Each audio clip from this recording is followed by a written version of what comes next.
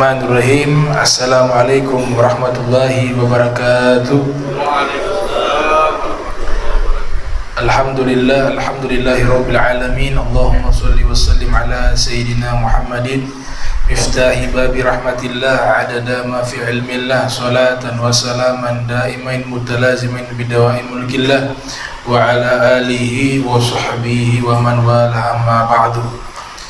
Yang saya muliakan, saya hormati para habaib, wabil khusus Al-Habib Sholeh As-Sagaf, dan terlebih guru kita Al-Habib Abu Bakar bin Hasan Al-Abtas Az-Zabidi. Mudah-mudahan dan semoga Allah Ta'ala panjangkan umur beliau, dijaga beliau dari segala fitnah, dari segala musibah, diberikan keberkahan dari seluruh perjalanan hidup beliau, amin ya rabbal alamin. Qala muallif rahimahullah, walamma balag 12 sanah kharaja ma'a ammihi Abi Talib ila Syam, walakin ammahu radduhu khawfan alaihi minal yahud lima khawwafahu minha rahibu Bahira. Tatkala usia Nabi sallallahu alaihi wasallam mencapai usia 12 tahun, Nabi pergi keluar berangkat ke Syam bersama pamannya Sayyidina Abi Talib. Akan tetapi paman beliau mengembalikan beliau karena khawatir gangguan dari orang Yahudi, dan juga karena peringatan dari rahib yang bernama Bahira. Di dalam Al-Quranul Karim, Allah Subhanahu wa Ta'ala berfirman, li'ila fi Quraisyin ila fihim rihlatash shita'i was-sayf falyabudu rabb hadzal bait alladzi at'amahum min ju'in wa amanahum min khauf. Ayat tersebut menginformasikan bahwa kebiasaan orang-orang Quraisy itu mereka selalu melakukan perjalanan bisnis atau perdagangan di musim asyita, di musim dingin, dan di musim panas, wassaif. Ada seorang ulama ahli tafsir bernama Al-Imam Fakhruddin Ar-Razi yang lahir tahun 544 Hijriah, meninggal 606 Hijriah. Beliau mengatakan kebiasaan kaum Quraisy ketika berdagang, termasuk Nabi kita Muhammad sallallahu alaihi wasallam dengan paman beliau Sayyidina Abi Talib, apabila musim dingin asyita'u ilal Yaman. Kalau musim dingin mereka berdagang menuju ke wilayah Yaman. Wassaif ila Syam. Apabila musim panas mereka berdagang ke wilayah Syam. Itu pernyataan daripada Al-Imam Fakhruddin Ar-Razi dalam kitabnya Mafatihul Ghaib. Dari sini kita bisa mengambil kesimpulan bahwa Nabi kita Muhammad sallallahu alaihi wasallam bukan hanya seorang nabi, bukan hanya tugasnya menyampaikan risalah Allah, tapi juga beliau memberikan teladan dari sisi beliau seorang pebisnis. Beliau seorang pedagang handal. Di usia yang sangat muda, beliau sudah berdagang sampai keluar kota, sampai ke negeri Syam. Sehingga seluruh para nabi, para rasul, sebagaimana yang dinukilkan oleh Al-Imam Al-Hubayshi yang lahir tahun 712 Hijriah, meninggal tahun 782 Hijriah, dalam kitabnya Al-Barakah fi fadli sya'yi wal harakah, itu menyebutkan bahwa para nabi itu punya mihanul anbiya, punya profesi. Nabi Adam adalah seorang zarra'ah, kana Adamu zarra'ah ay fallaha. Nabi Adam itu ahli dalam bidang pertanian, beliau seorang petani. Dan pertanian ini punya kelebihan bahwa seluruh yang kita tanam itu akan mendapatkan pahala apabila dimanfaatkan oleh manusia, bahkan hewan sekalipun. Jadi nilainya sedekah. Kita menanam pohon, tumbuh buah, kemudian dimakan oleh manusia, dimakan oleh hewan, itu bernilai sedekah. Sebagaimana yang diriwayatkan oleh Izzuddin ibni Abdissalam yang lahir tahun 577 Hijriah, meninggal 660 Hijriah, dalam kitabnya Syajaratul Ma'arif. Rasul sallallahu alaihi wasallam bersabda, la yagrisu muslimu garsa fayakulu minhu insanun wala dawabun wala tayrun illa kana lahu sadaqatan ila yaumil qiyamah. Tidaklah seorang muslim menanam satu pohon, kemudian berbuah pohon tersebut dan dimanfaatkan dan dikonsumsi oleh manusia dan juga oleh hewan dan juga oleh burung, melainkan semuanya itu terhitung sedekah kepadanya sampai hari kiamat jika pohon itu masih ada. Dalam riwayat yang lainnya disebutkan oleh Al-Imam Abu Nuaim Al-Asfahani yang lahir tahun 336 Hijriah, meninggal 430 Hijriah, dalam kitabnya Hilyatul Awliya wa Tabaqatul Asfiya, Nabi kita Muhammad sallallahu alaihi wasallam bersabda, sab'un tajri lil abdi ba'da mautihi wa huwa fi qabrihi. 7 amalan yang pahalanya selalu mengalir kepada orang yang melakukan amalan tersebut walaupun dia sudah meninggal dunia dan dia berada di dalam kuburan. Yang pertama adalah man 'allama ilma, orang yang mengajarkan ilmu. Yang kedua, au man kara nahra, orang yang membuat sumur, membuat irigasi di persawahan, nahra. Au man hafara bi'ra, atau orang yang membuat sumur kemudian dimanfaatkan air sumurnya oleh manusia, oleh hewan dan lain sebagainya. Au garasa nakhla, atau orang yang menanam pohon kemudian dimakan buahnya, dimanfaatkan daripada pohon tersebut di dalam hal yang bermanfaat. Au bana masjidah, atau orang yang membangun masjid. Au waratha mushafa, atau orang yang memberikan Al-Quran, diwariskan Al-Quran, mushaf. Au taraka waladan yastaghfiru lahu ba'da mautihi, atau meninggalkan seorang anak yang soleh yang selalu beristighfar kepada orang tuanya yang telah wafat. Inilah 7 amalan yang mengalir. Dalam hadis tersebut itu menjelaskan hadis yang sangat populer, idza mata ibnu adam in qata'a amaluhu illa bithalath. Apabila anak Adam meninggal dunia, amalnya terputus kecuali 3, shadaqatin jariyah, sedekah jariyah. Para fuqaha mengatakan itu adalah wakaf. Tapi kalau para mutasawwifin mengatakan itu adalah hadis yang dijelaskan tadi oleh Nabi Muhammad SAW. Kemudian ilmin yuntafa'u bih, ilmu yang bermanfaat. Dan yang ketiga, waladin sholihin yad'ulah, anak yang soleh yang senantiasa mendoakan orang tuanya. Jadi Nabi Adam itu fallah, seorang petani. Kemudian Nabi Nuh, Al-Imam Hubayshi mengatakan Nabi Nuh ini adalah juga kana najjaro, najjaro.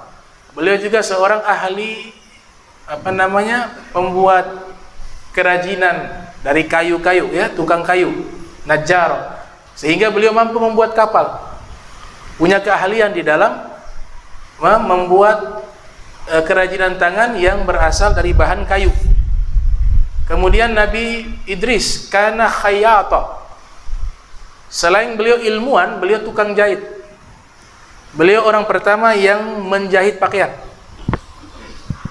Beliau orang pertama yang mengajarkan dan menciptakan ilmu matematika secara historis.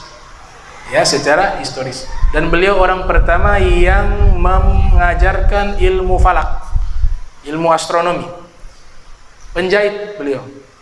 Nabi Muhammad SAW, Allah firmankan kepada beliau, wazkur fil kitabi Idris innahu kana siddiqan nabiyya wa rafa'nahu makanan aliyah. Jadi kami angkat Nabi Idris ke pangkat yang tinggi karena sebab beliau seorang yang berilmu. Wa rafa'nahu makanan aliyah. Penafsiran secara ilmiah Syekh Tantawi Jauhari dalam kitabnya Al-Jawahir mengatakan makna diangkat karena Nabi Idris alaihissalam adalah seorang yang berilmu. Makanya namanya juga belajar. Diambil dari kata daras. Adrasa yudrisu idrisa. Artinya orang yang selalu belajar dan belajar dan belajar dan ibadah. Dua itu saja aktivitas beliau sehari-hari. Kemudian Nabi Hud, kana Hud alaihi salam tajira, seorang pedagang. Nah, pedagang ini Al-Habib Abdullah Al-Haddad dalam kitabnya Da'watut Tammah mengatakan Allah turunkan rizki itu ada 100 pintu. Kemudian 99 pintu diberikan di dalam tijarah, perdagangan. Yang satunya diberikan kepada yang selain perdagang. Sehingga Nabi kita Muhammad SAW pernah ditanya dalam hadis riwayat Imam Hakim yang lahir tahun 321 Hijriah, meninggal 405 Hijriah dalam kitab Mustadrak, su'ila Rasul SAW, Nabi pernah ditanya, ayyul kasbi atyab, wahai Nabi Muhammad SAW, usaha yang paling baik itu seperti apa? Qala Nabi SAW, amalu rajuli biyadihi wa kullu bai'in mabrur, yaitu pekerjaan yang dihasil oleh keringat orang tersebut, dan setiap dagang diberkahi oleh Allah Subhanahu wa taala, kata Nabi Muhammad SAW. Di dalam Al-Qur'an juga Allah menganalogikan bisnis dengan Allah dengan kata tijarah. Hal adullukum ala tijaratin tunjikum min azabin alim tu'minuna billahi wa rasulihi wa tujahiduna fi sabilillahi bi amwalikum wa anfusikum dzalikum khairul lakum in kuntum ta'lamun. Jadi kita berbisnis dengan Allah dengan cara apa? Kita beriman kepada Allah, kita beriman kepada Rasulullah SAW, dan kita berkorban untuk agama kita dengan harta kita, dengan jiwa kita untuk agama Islam. Itulah bisnis yang tidak pernah rugi. Tijarah lan tabur, Allah katakan, dagangan yang tidak pernah rugi, yaitu berdagang dengan Allah Subhanahu wa taala, dengan Nabi kita Muhammad sallallahu alaihi wasallam. Kemudian Nabi Soleh juga seorang pedagang. Kemudian Nabi Daud adalah seorang haddada, karena Daud alaihissalam haddada, yaitu seorang pandai besi. Wa alanna lahu hadidah, dalam Al-Quran, kami lunakkan kepadanya besi. Jadi beliau orang pertama yang membuat dir'un, baju perang, dari baja, dari besi. Itu yang pertama kali membuat adalah Nabi Daud alaihissalam. Wa alanna lahul hadidah disebutkan oleh Al-Imam Al-Baghawi yang lahir 433 Hijriah, meninggal 516 Hijriah, dalam kitab Ma'alimut Tanzil. Itu Allah lunakkan besi kepada Nabi Daud, itu bagaikan seperti tepung yang diadon untuk dibuat roti. Jadi kalau dibuat besi tersebut baju perang, tidak pakai api lagi. Nabi Daud sentuh dengan tangannya, itu besi lunak. Dan beliau adon itu besi seperti orang mengadon roti, adonan roti. Itu mukjizatnya Nabi Daud alaihissalam. Haddada, beliau seorang pandai besi.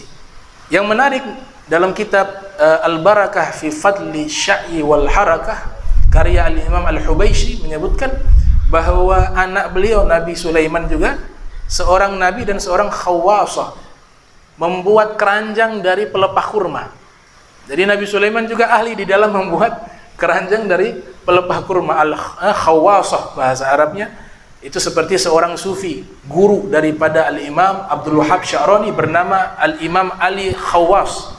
Jadi Khawas itu artinya profesinya sebagai orang pembuat kerajinan tangan, keranjang dari pelepah kurma. Karena dari kata khus, khus itu artinya pelepah kurma. Khusun, pakai shot. Kemudian Nabi Musa ra'iul ghanam, pengembala kambing.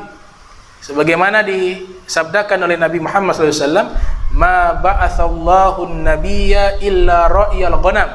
Tidaklah Allah Subhanahu wa taala mengutus seorang nabi melainkan dia pengembala kambing. Kalau Nabi kita Muhammad SAW itu pedagang, tajir, seorang pedagang. Nabi Ilyas nasaja, seorang tukang tenun, ya, pembuat kain. Kemudian banyak para nabi punya profesi semua, punya keahlian. Artinya di sini Allah Ta'ala tunjukkan bahwa mereka juga sebagai seorang nabi, seorang rasul, juga tidak meninggalkan tentang urusan duniawi. Sehingga dikatakan aslihu dunyakum wa a'malu li akhiratikum, perbaiki urusan dunia kalian, kemudian beramallah untuk akhirat kalian. Artinya kedua-duanya kita jalankan dengan baik. Ada satu hikmah disampaikan bahwa Nabi kita Muhammad SAW itu memiliki seluruh ilmu tersebut, melebihi seluruh para nabi. Ada kitab karya Syekh Abu Fattah Abu Guddah berjudul Ar-Rasul Muallim wa Asalibuhu fi Ta'lim. Dalam kitab tersebut menyebutkan semua ilmu yang ada yang dipelajari oleh para nabi, bahkan malaikat, itu semuanya mereka ambil dari ilmu Nabi Muhammad sallallahu alaihi wasallam. Makanya dalam Burdah kan dibilang wa kulluhum min rasulillahi multamisun garfan minal bahri aw rashfan minad diyami wa waqifuna ladaihi inda haddihim. Dikatakan dalam Maulid Burdah bahwa seluruh para nabi mengambil setetes ilmunya Nabi Muhammad sallallahu alaihi wasallam, setetes dari ilmunya Rasulullah sallallahu alaihi wasallam. Sehingga Syekh Sayyid Muhammad Balqaid Al-Hibri, seorang ulama besar di Aljazair, itu beliau ketika dalam satu seminar beliau mengatakan malaikat yang kita baca di dalam beberapa riwayat, kan ada malaikat yang berdiri sholat dalam posisi berdiri, ada yang posisi sujud, ada yang ruku, ada yang tasbih, ada yang istighfar. Ini semua malaikat bisa melakukan ibadah ini karena cahaya Nabi Muhammad mengajarkan kepada mereka cara beribadah kepada Allah Subhanahu wa taala. Jadi dengan perantara Nabi Muhammad sallallahu alaihi wasallam, Nabi Muhammad sudah mengajar sebelum ada di dunia. Ba'athani muallima, kata Nabi. Innama bu'istu muallima. Sesungguhnya saya diutus hanya jadi guru, bukan murid. Innama li tahsir, kalau dalam bahasa Arab. Tahsir itu adalah apa? Hanya membatasi Nabi Muhammad sebagai guru, tidak pernah menjadi murid. Karena gurunya Nabi Muhammad siapa? Hanya Allah. Addabani Rabbi fahzana ta'dibi. Allah Ta'ala mendidik saya dengan pendidikan terbaik. Adapun malaikat Jibril seolah-olah datang mengajar kepada Nabi, itu hanya formalitas agar kita mengetahui ilmu ini butuh guru. Sebagaimana Nabi contohkan, saya mendapatkan ilmu ini, ada malaikat Jibril, posisinya sebagai guru. Itu hanya simulasi saja, kata Imam Abdul Wahab Sya'rani dalam kitabnya Al-Anwarul Qudsiyah fi Ma'rifatil Gawaidi Sufiyah. Dan terbukti pada akhirnya malaikat Jibril itu muridnya Nabi. Kalau kita baca hadis Jibril, malaikat Jibril datang bertanya kepada Rasulullah SAW, apa itu Islam? Dijawab oleh Nabi Muhammad. Apa itu iman? Dijawab oleh Nabi Muhammad. Apa itu ihsan? Dijawab oleh Nabi Muhammad. Tanda-tanda kiamat? Dijawab. Nah, ini menunjukkan bahwa Jibril itu muridnya Nabi. Karena malaikat Jibril datang bertanya kepada Nabi Muhammad menggunakan pakaian putih, duduk bersihlah layaknya seorang murid di hadapan guru. Nah, itu menunjukkan hakikat sesungguhnya. Malaikat Jibril adalah muridnya Nabi Muhammad sallallahu alaihi wasallam. Sehingga seluruh malaikat, para nabi, ini semuanya adalah mereka mengambil dari setetes ilmunya Nabi kita Muhammad sallallahu alaihi wasallam. Makanya dalam hikmah Mi'rajnya Nabi disebutkan oleh Syekh Tantawi Jauhari dalam tafsirnya Al-Jawahir, itu Nabi ketika naik langit pertama bertemu dengan siapa? Nabi Adam. Nabi Adam seorang yang ahli dalam ilmu pertanian, ilmu ziraah. Nabi Muhammad ketemu dengan Nabi Adam, itu menunjukkan ilmu pertanian itu didapat dari Nabi Muhammad. Dan kita kalau ingin hidup di dunia, ingin menguasai ilmu yang baik untuk kita laksanakan di kehidupan dunia kita dan bermanfaat untuk akhirat kita, yang pertama kita juga harus kuasai ilmu pertanian. Kenapa demikian? Karena ilmu pertanian ini mencakup kemanfaatan sesama manusia. Kalau tidak ada petani, tidak ada beras. Tidak ada petani, tidak ada sayur mayur. Maka ilmu ini adalah kebutuhan manusia. Sehingga para ulama fikih membuat bab tentang fadailul ziraah, keutamaan pertanian. Itu dalam beberapa kitab disebutkan bab khusus tentang masalah tersebut. Kemudian naik langit kedua, bertemu dengan Nabi Yahya dan Nabi Isa. Nabi Yahya, Nabi Isa terkenal orang yang ahli dalam dua bidang ilmu. Nabi Isa ahli ilmu tasawuf, mengajarkan zuhud, tazkiyatun nufus, taharatun nafsi, warruh, wal qulub. mensucikan nafsu, ruh dan hati. Kemudian juga seorang dokter, tabib, ada orang buta dia obatin. Penyakit lepra disentuh sembuh. Itu isyarat kita juga harus naik ke tingkat kedua, menguasai dua ilmu. Kalau bukan kita semuanya, minimal ada orang-orang di antara kita yang menguasai ilmu tersebut, yaitu ilmu tentang kedokteran, dan yang dua adalah ilmu pembersihan hati. Kita kenal dengan nama ilmu tasawuf. Naik kepada langit ketiga, Nabi Muhammad SAW bertemu dengan siapa? Nabi Allah Yusuf. Nabi Allah Yusuf diceritakan dalam Al-Quran, beliau seorang gubernur, ahli dalam bidang tata negara, ahli dalam bidang ekonomi, ahli dalam bidang sosiologi. Maka layaknya kita umat Nabi Muhammad harus ada yang pakar dalam bidang ilmu tersebut, ahli ekonomi, ahli sosiologi, dan juga ahli di bidang-bidang yang berkaitan tentang maslahat kemanusiaan. Kemudian naik langit keempat, Nabi Muhammad SAW bertemu dengan Nabi Idris. Nabi Idris ahli matematika, ahli astronomi, ahli menjahit. Artinya kita juga harus ada yang ahli dalam bidang astronomi, harus ada umat Islam yang ahli dalam bidang matematika. Naik lagi langit ke 5, bertemu siapa? Nabi Harun. Nabi Harun ahli militer, karena Nabi Harun dengan Nabi Musa, kedua-dua ini sudah mengajarkan kepada Bani Israel tentang strategi peperangan menghadapi Fir'aun dan pasukannya. Maka juga harus ada umat Islam yang pakar dalam bidang militer. Maka ulama banyak mengarang kitab tentang masalah tersebut. Ibnu Qutaibah punya kitab namanya Siyasatul Harb, siasat peperangan. Kemudian dalam bidang ilmu tata negara dan ekonomi dan sosial, itu karya Al-Imam Al-Mawardi, judulnya Al-Ahkamu Sultaniyah. Langit ke-5 ke-6 sama, Nabi Harun dan Nabi Musa ilmu militer. Langit ke-7 yaitu ilmu tauhid, karena Nabi Ibrahim adalah seorang Abu Tauhid yang mengajarkan ilmu akidah, ilmu teologi. Dalam Al-Quran diabadikan ketika mencari siapa sih Tuhan itu, bagaimana itu Tuhan. Nah, ini pernyataan yang memang kontroversial.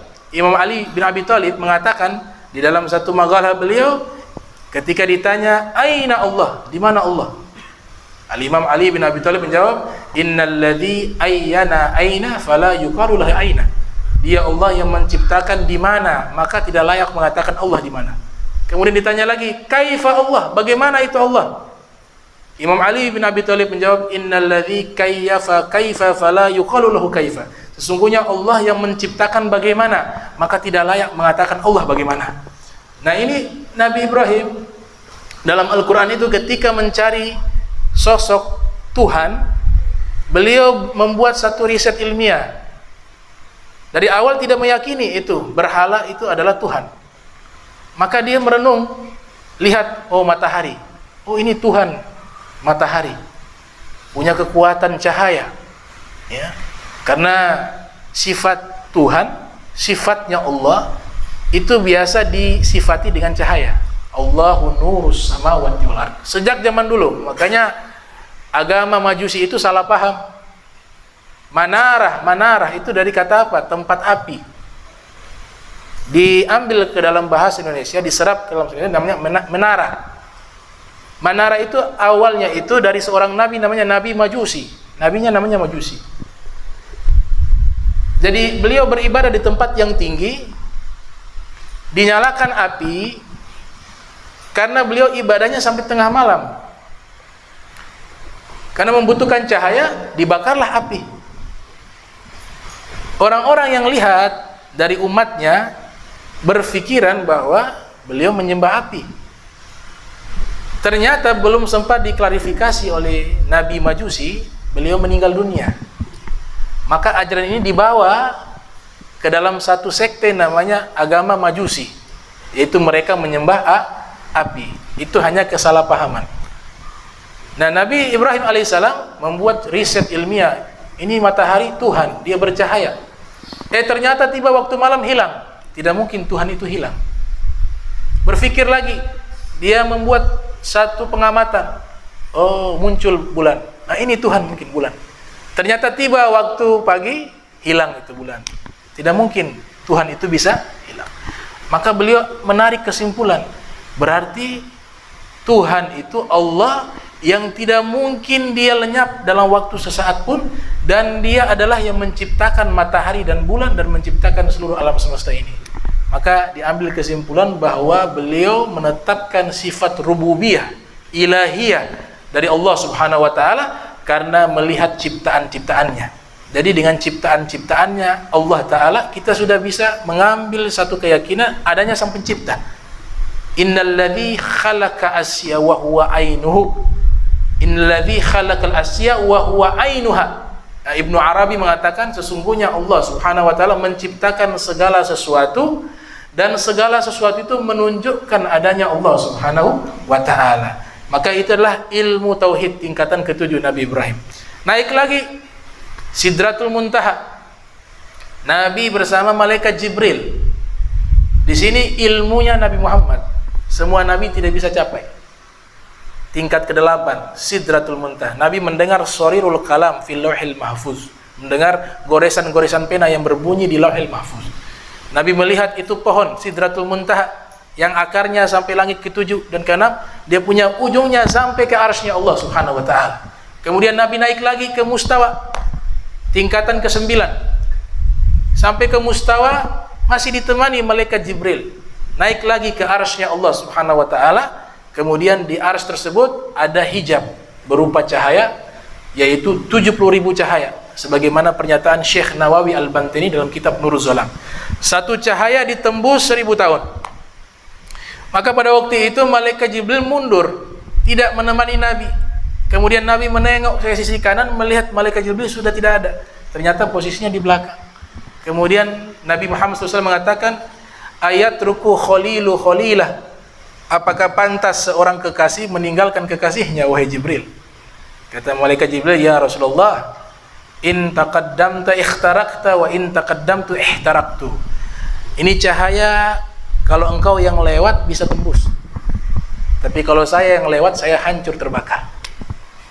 Maka tidak sempat, tidak mampu malaikat Jibril, Rasulullah SAW masuk ke dalam cahaya tersebut, sampai pada akhirnya bisa berjumpa dengan Allah Subhanahu wa taala.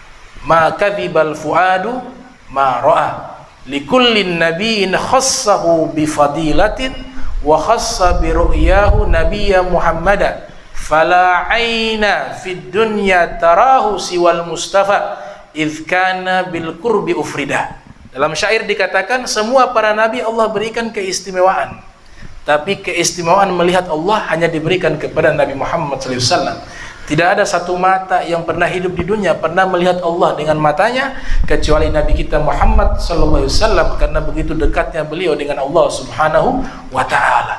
Ketika berjumpa dengan Allah, Nabi mengucapkan salam, assalamu alaikum, ya, at-tahiyatu, karena salam kepada Allah menggunakan at-tahiyat. At-tahiyatu mubarakatu salawatu thayyibatu lillah. Kemudian Allah menjawab, assalamu alayka ayuhan nabiyyu wa rahmatullahi wa barakatuh.